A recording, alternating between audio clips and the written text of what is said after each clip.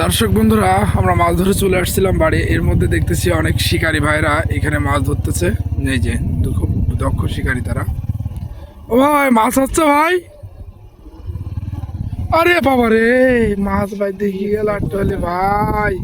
ভাই মাছ হচ্ছে ভাই। আরে ডুবে নিয়ে গেল যা। আর ভাই দাম দাও। আরে বড় মাছ দেখছি এর মধ্যে। কি মাছ পাইছো শোনা?